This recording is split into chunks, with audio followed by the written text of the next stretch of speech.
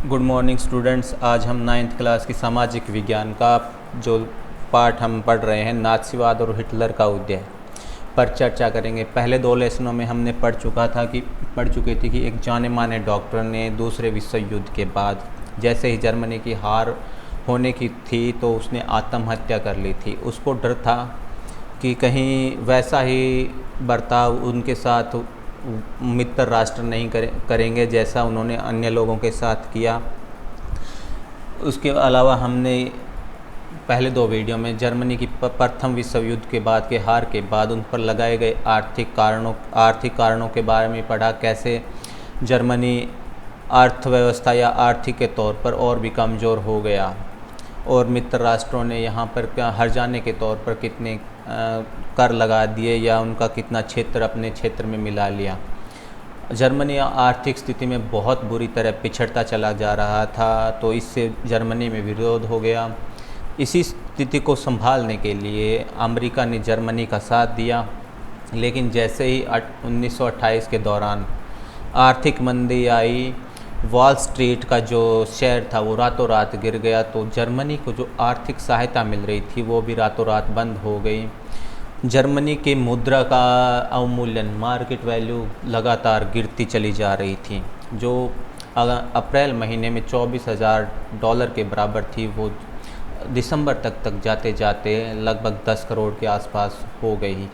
1 करोड़ या 10 करोड़ के आसपास उसका अवमूल्यन गिर गया। लोग रोज़मर्रा की जिन ज़रूरतों को ख़रीदने के लिए बैलगाड़ियों या ट्रैक्टरों में पैसा भर कर लेकर जाते थे, इतना ज़बरदस्त उनका मूल्य गिर चुका था। उसके बाद जर्मनी में वे दूसरे जो फ्रांस के विरुद्ध संगठन उभर कर आने लगे, उनका विरोध किया जाने लगा, लेकिन फ्रांस ने वहाँ की एक सेना और एक संगठन की मदद से इस आंदोलन को दबा दिया। और उसके बाद हमने थोड़ा हिटलर के उदय के बारे में पढ़ा, नाज़ियों के बारे में पढ़ा, कैसे वो उसने जर्मनी पर शासन करने की अपनी महत्वाकांक्षा को जगाया। उसके बाद आगे चर्चा करते हैं, तो आइए चलते हैं इस अध्याय में आगे। नाज़ी लोगों ने कुल 52 किस्म के लोगों को अपने दमन का निशाना बनाया। मार्च 1933 में एक कानून पास कर दिया गया। इसमें कहा गया जर्मनी में तानाशाही स्थापित कर दी गई है और हिटलर ने संसद को हाशिए पर धकेल दिया गया। केवल अध्यादेशों के जरिए ही निरंकुश शासन चलाने का अधिकार प्राप्त कर दिया गया। नाज़ी पार्टी और उससे जुड़े संगठनों के अलावा जो भी कुछ भी था, जो भी राजनीतिक पार्टियां थी या ट्रेड या व्यापार था, उस पर प्रतिबंध लगा दिया। अर्थव्यवस्था, मीडिया, सेना और न्यायपालिका पर पूरी तरीके से तानाशाही राज्य का नियंत्रण हो गया। पूरे समाज को नाज़ियों के हिसाब से बांट दिया गया और उन्हें उनकी देखभाल करने या उन पर निगाह रखने के लिए सुरक्षा दस्ते गठित कर दिए गए। पहले से ही मौजूद वर्दीधारी पुलिस के अलावा गुप्तचर, अपराध नियंत्रण पुलिस और सुरक्षा सेवा का भी गठन किया गया। इनको जो अधिकार थे वो बहुत ज़्यादा दे दिए गए। इसकी वजह से नाज़ी राज्य एक आपराधिक राज्य की छवि प्राप्त हो गई। गुप्तचर विभाग किसी को भी बंद कर सकते थे, किसी को भी यातना गृह में भेज सकते थे, बिना कार्रवाई से देश से निकाला जा सकता था और किसी को गिरफ्तार किया जा सकता था। दंड की आशंका से मुक्त पुलिस वालों ने निरंकुश और निष्पक्ष शासन का अधिकार प्राप्त कर लिया था। जर्मनी का पुनर्निर्माण। हिटलर ने अर्थव्यवस्था को पटरी पर लाने के लिए जिम्मेदार अर्थशास्त्री को साख्त को सौंपी। साख्त ने सबसे पहले सरकारी पैसे से चलाए जाने वाले रोज़गार कार्यक्रम के जरिए 100% उत्पादन और 100% रोज़गार उत्पन्न करने का लक्ष्य रखा। प्रसिद्ध जर्मन सुपर हाईवे और जनता की फॉक्सवैगन इस परियोजना की ही देन थी। ये गाड़ियों के नाम हैं। विदेश नीति के मोर्चे पर भी हिटलर को फ़ौरन कामयाबी मिल गई। 1933 में उसने लीग ऑफ नेशन से पल्ला झाड़ लिया। 1936 में राइनलैंड पर जो दोबारा कब्जा कर लिया और एक नए साम्राज्य, एक साम्राज्य, एक नेता के नारे की आड़ में 1938 में ऑस्ट्रिया को जर्मनी में मिला दिया। इसके बाद उसने चेकोस्लोवाकिया को कब्जे में करने वाले जर्मन भाषी सुटलैंड प्रांत पर की भी कब्जा किया और फिर दोबारा से चेकोस्लोवाकिया को हड़प लिया। इस दौरान इंग्लैंड को भी खामोश समर्थन मिला उसे भी, क्योंकि इंग्लैंड की नज़र में जो संधि थी, पहले विश्व युद्ध के बाद जो संधि हुई थी, उसमें जर्मनियों के साथ बहुत बड़ी नाइंसाफ़ी हुई थी और घरेलू और विदेशी मोर्चे पर जल्दी मिली कामयाबी से ऐसा लगा कि देश की जो किस्मत है वो पलटने वाली है। लेकिन हिटलर यहाँ पर भी नहीं रुका। साक्स ने हिटलर को सलाह दी थी कि सेना और अधिकारियों पर ज़्यादा पैसा खर्च ना करें, क्योंकि सरकार का जो बजट था वो अभी भी घाटे में चल रहा था।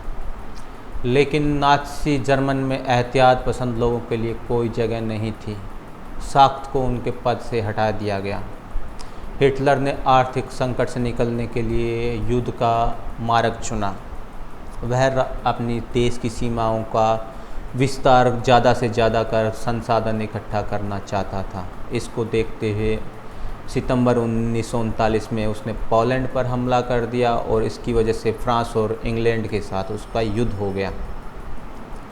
सितंबर 1940 में जर्मनी ने इटली और जापान के साथ एक त्रिपक्षीय संधि पर साइन किए। इस संधि का जो उद्देश्य था, अंतर्राष्ट्रीय समुदाय का दावा और मजबूत हो गया। इस यूरोप के ज़्यादातर देशों में नाज़ी जर्मनी का समर्थन करने वाले कठपुतली सरकारें बिठा दी गई। जो सरकारें नाज़ी का समर्थन कर रही थी उन्हीं को यूरोप में उनकी सरकार बना दी गई। 1940 के अंत में हिटलर अपनी ताकत के शिखर पर था। अब हिटलर ने अपना पूरा जो ध्यान था वो पूर्वी यूरोप को जीतने के लिए अपने सपने को पर केंद्रित कर दिया। वह जर्मन जनता के लिए संसाधन और रहने के लिए जगह का इंतज़ाम करना चाहता था। उसने जून 1941 में रूस पर हमला कर दिया। हिटलर की एक सबसे बड़ी बेवकूफ़ी थी यह। इस आक्रमण से जर्मन पश्चिमी मोर्चे पर ब्रिटिश वायुसेना के बमबारी के चपेट में आ गया, जबकि पूरब में रूस की सेनाओं को नाके चने चबवा रही थी। सोवियत सेना ने स्टालिनग्राद में जर्मन सेना को हरा दिया या घुटने टेकने पर मजबूर कर दिया। सोवियत लाल सैनिकों के पीछे हटते ही जर्मन सिपाहियों का आखिरी तक पीछा किया और अंत में वे बर्लिन तक पहुंच गए। इस घटनाक्रम ने आधी सदी के लिए पूरे विश्व को में यूरोप का शासन स्थापित कर दिया। हिटलर की सबसे बेवकूफ़ भरी सोच थी कि वो रूस पर कब्जा कर लेगा और अपना विस्तार करेगा, लेकिन उसको हारने के बाद रूस का आधे से ज़्यादा यूरोप पर कब्जा हो गया था। वहाँ के प्रसिद्ध अर्थशास्त्री जिसको कहा गया था कि आप देश की अर्थव्यवस्था को ठीक कीजिए या देश की तरक्की के लिए कुछ काम कीजिए, उसने अच्छी सुझाव भी दिया। उसने कहा कि सेना पर ज़्यादा खर्च ना किया जाए, ना ही युद्ध में ज़्यादा खर्च किया जाए। लेकिन हिटलर की जो महत्वाकांक्षा थी वो जर्मनी को आगे बढ़ाना चाहती थी। उसने उसको उसके पद से हटा दिया। 1939 में पोलैंड पर कब्जा किया और इसके कारण फ्रांस और इंग्लैंड भी उसके साथ युद्ध हो गया। 1940 के दशक में हिटलर की ताकत बहुत शिखर पर थी, क्योंकि उसने जो एक संधि की थी इटली और जापान के साथ, उसके कारण जो पूरे यूरोप में लगभग यूरोप में ऐसी सरकार थी जो हिटलर की कुटपुतली थी।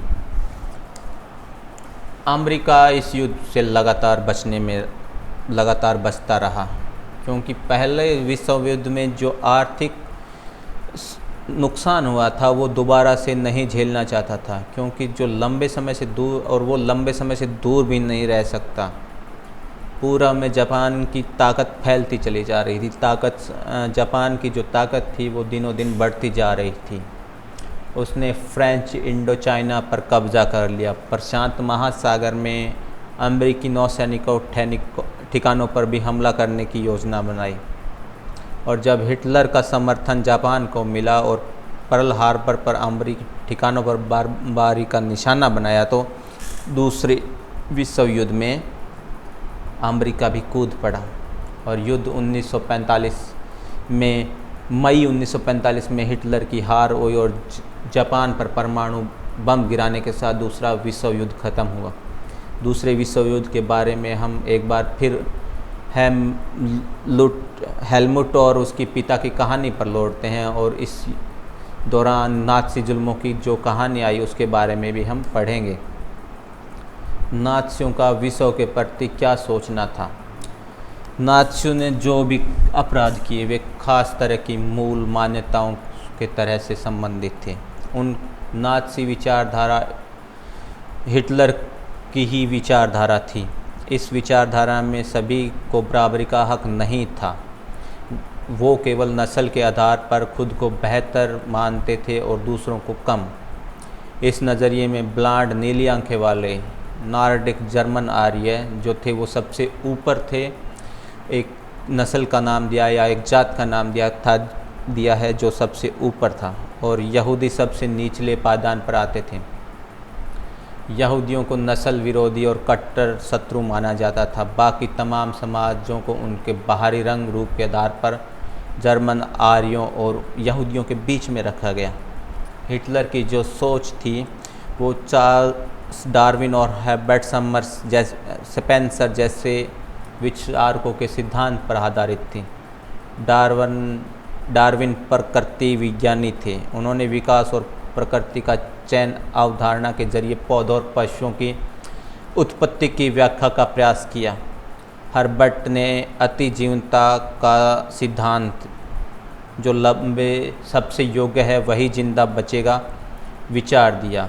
इस विचार का मतलब यह था कि जो प्रजाति बदलती हुई वातावरण के अनुसार खुद को ढाल सकती है वही पृथ्वी पर जिंदा रह सकती है। और इस बात को अभी ध्यान में रखना चाहिए कि डार्विन ने सिद्धांत को एक विश्व शुद्ध प्रकृति प्रक्रिया कहा गया था। उसमें इंसानी दखल अंदाजी की कोई वकालत कभी नहीं की गई थी। ठीक है, जो नाज़ियों का जो दूसरों के प्रति दृष्टिकोण था वो खुद को बेहतर मानने का था दूसरों की अपेक्षा। हिटलर भी दो प्रसिद्ध विचारकों के जो विचार थे उनसे संबंध रखता था। उन्होंने कहा था जो प्रकृति के वातावरण के बदलने के अनुसार जो खुद को बदल लेगा वो इस धरती पर जिंदा रह सकता है। हिटलर और उसकी विचारधारा ने खुद की जाति को सबसे ऊपर माना जबकि यहूदियों को नीचे का सबसे पायदान के नीचे का माना और जो कुछ बच गया था वो उनके दोनों के बीच का था। ठीक है, हिटलर का दूसरा विचारधारा का जो दूसरा पहलू था वो था जीवन की परिधि जो भूमि की भौगोलिक राजनीति से संबंधित था। वो मानता था कि लोगों को बसने के लिए बहुत से इलाकों पर कब्जा करना बहुत ज़रूरी है और इससे उसके देश का क्षेत्रफल भी बढ़ेगा और नए इलाकों में जाकर बसने वालों से उसके गहरे संबंध बनाए रखने में कोई समस्या नहीं आएगी। हिटलर की जो नज़र थी वो इस तरह संसाधन और बेहिसाब शक्ति को इकट्ठा करने की थी। पूरब में हिटलर जर्मन की सीमाओं को फैलाना चाहता था ताकि सारे जर्मन भौगोलिक दृष्टि में एक जगह इकट्ठा हो सके। पर पोलैंड इस धारणा की पहली प्रयोगशाला बना था। नस्लवादी राज्य की स्थापना। सत्ता में पहुंचते ही नाज़ियों ने जर्मन की विशेष नस्ली समुदाय की स्थापना के सपने को लागू कर दिया। सबसे पहले उसने जर्मन साम्राज्य में मौजूद सभी समाज या नस्लों को ख़त्म कर दिया। उन सभी समाज और नस्लों को ख़त्म कर दिया जिनसे वे अवांछित मानते थे, जिससे वे खुद को बढ़िया मानते या ऊपर का मानते थे। नाज़ी शुद्ध और स्वस्थ नॉर्डिक आर्यों का समाज बनना चाहते थे। उनकी नज़र में केवल वो लोग ही ऐसे थे जिनसे तरक्की और वंश विस्तार के योग्य माना था। बाकी सबको उन्होंने इसके लायक नहीं माना था। इसका मतलब ये था कि जर्मनी में ज़िंदा रहने का हक़ केवल उन्हीं को या है जो नात्सिया एसुद मानते थे। दया मृत्यु कार्यक्रम के तहत बाकी नात्सी अफसरों के साथ साथ हेल्मुट के पिता ने भी असंख्यक जर्मनों को मौत के घाट उतारा था, जिन्हें वह केवल मानसिक या शारीरिक रूप से अयोग्य मानता था। केवल यहूदी ही नहीं, इस श्रेणी में और को भी रखा गया था जिन पर नियति के लिए अभिशाप थी। जर्मनी रहने वाले जिप्सियों और अश्वेतों को पहले तो जर्मन की नागरिकता छीन ली गई और बाद में उन्हें मार दिया गया। रूसी और पोलिश मूल के लोगों को भी मनुष्य से कम माना गया। जब जर्मनी ने पोलैंड और रूस के कुछ हिस्सों पर कब्जा कर लिया तो जो वहाँ की स्थिति थी वो उनको गुलामों की तरह काम पर झोंक दिया और उन्हें इंसान के जैसा बर्ताव नहीं माना जाता था। जर्मनी में नाज़ी में सबसे बुरा हाल जो था वो यहूदियों का था। नहीं, यहूदियों के प्रति उनका जो आधार था वो था यहूदियों के प्रति ईसाई धर्म में मौजूद घृणा थी। ईसाइयों का आरोप था कि ईसा मसीह को यहूदियों ने मारा था। ईसाइयों की नज़र में यहूदी हत्यारे और रिश्वतखोर थे। मध्यकाल तक यहूदियों को ज़मीन का मालिक भी नहीं बनने दिया जाता था या उनके कानून लागू होता था। जो ये लोग मुख्य रूप से व्यापार और उधार देने का धंधा करके अपना जो जीवन है वो चलाते थे और जो बाकी समाज से अलग बस्तियों में रहते थे उन्हें घैटो या दड़बा कहा जाता है। नस्ल संहार के जरिए ईसाई बार बार उनका सफाया करते थे या उनको मार देते थे। उनके खिलाफ़ जब तक भी कोई हिंसा होती तो उनकी बस्तियों से खदेड़ दिया जाता और ईसाईयत को बचाने के लिए एक फिर रास्ता लागू कर दिया। और ये जो रास्ता था वो था धर्म परिवर्तन का। इसके अनुसार यहूदियों ने ईसाई धर्म को अपना लिया और जानते बूझते हुए भी जर्मन की संस्कृति में ढल गए या उनमें मिल गए। लेकिन यहूदियों के प्रति जो हिटलर की घृणा थी वो के इससे वैज्ञानिक सिद्धांतों पर आधारित थे। इस नफ़रत में यहूदी समस्या का हल धर्म बदलने से भी नहीं हो सकता था। 1933 से 38 तक नाज़ियों ने यहूदियों को बहुत बुरी तरह से डरा रखा था। उनसे बहुत बुरा व्यवहार कर और उनके आजीविका के साधनों को छीन लिया गया और से समाज से भी अलग कर दिया गया। यहूदी देश छोड़कर जाने लगे। 1939 से 45 के दौर में यहूदियों को कुछ खास इलाकों में इकट्ठा करने और पोलैंड में बनाए गए गैस चैम्बरों में ले जाकर मार देने की रणनीति भी बनाई गई। यूटोपिया नस्ली कल्पना लोग युद्ध के साये में नाज़ी अपने कातिलाना आदर्श विश्व के निर्माण में भी लग गए। जनसंहार और युद्ध एक ही सिक्के के दो पहलू बन गए। पराजित पोलैंड को पूरी तरीके से तहस नहस कर दिया गया। उत्तरी पश्चिम में पोलैंड का जो हिस्सा था वो जर्मनी में मिला दिया गया। इन पोलैंड के लोगों को अपना घर बार छोड़कर जाना पड़ा और जर्मनी के कब्जे वाले यूरोप में रहने वाले जर्मनों को वहां लाकर बसा दिया गया। इसके बाद जो पोलैंड के मवेशियों की तरह खदेड़कर पोलैंड वासियों को मवेशियों की तरह उठाकर या खदेड़कर जर्नल गवर्नमेंट नामक दूसरे में पहुंचा दिया गया। जर्मन साम्राज्य में जो भी कुछ था वो अवांछित तत्वों को जर्नल गवर्नमेंट नामक इलाकों में रखा जाता था। पोलैंड के बुद्धिजीवियों को बड़े पैमाने पर मार दिया गया और पूरे पोलैंड में जर्मन बौद्धिक और आध्यात्मिक स्तर पर गुलाम बनाने की चाल थी।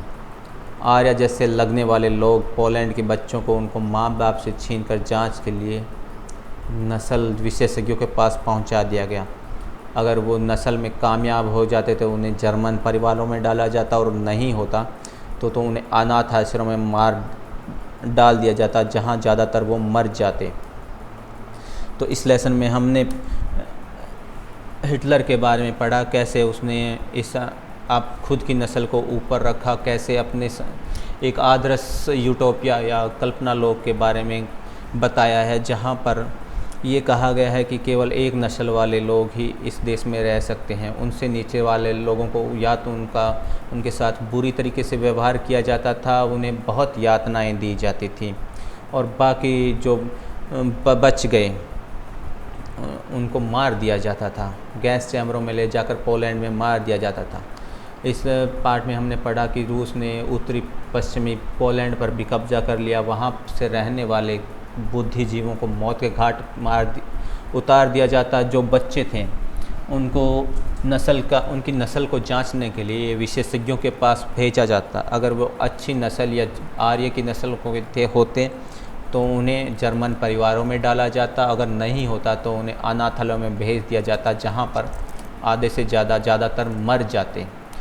और इस काम के लिए उन्हें गवर्नमेंट ऑफ जर्नल में ले जाया जाता, जहाँ पर केवल उनके साथ बुरा व्यवहार या उनको मारने के काम ही किए जाते थे। तो इस लेसन वीडियो में हमने जर्मनी की नस्ल के बारे में पढ़ा और हिटलर के विचार के बारे में पढ़ा। तो इससे अगले वीडियो में हम इस लेसन पे और भी चर्चा करेंगे। तब तक धन्यवाद।